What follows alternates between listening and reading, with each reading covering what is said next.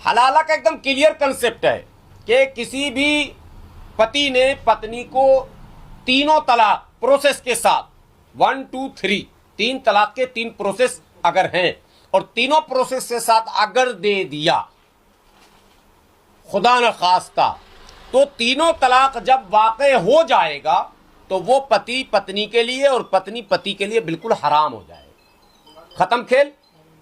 हमारे मौलानाओं ने आसान सा नुस्खा ये निकाला कि जैसे इस तरह की घटना अगर घट गई कि तलाक वाक़ई हो गया, तलाक मुगल्लिज़ा, 3 तलाक है, तलाक रजई, तलाक बाइन, तलाक मुगल्लिज़ा।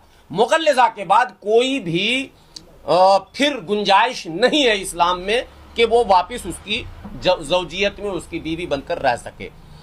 तो हमारे मौलाना ने कहा जी हमारे यहाँ तो हलाला है, और हलाला के लिए प्रोसेस इजी ये निकाला कि जैसे यहाँ तलाक हुआ वैसे उसने किसी दूसरे मर्द से उसका निकाह कर दिया और फिर कल होके उसको कहा कि आप तलाक दे दीजिए, और फिर इधर वापस वो, यानी उसी का नाम उसने हलाला रखा। ये हलाला नहीं है, ये हरामा है, सोशल ड्रामा।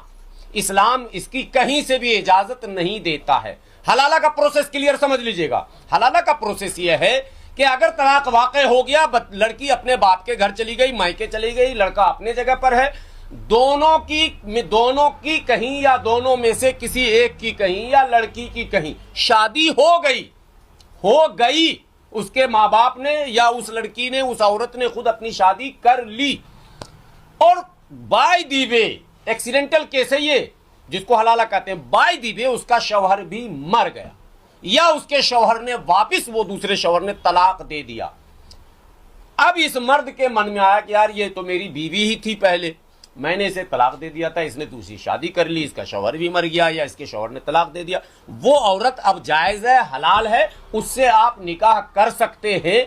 ये है हलाला का प्रोसेस।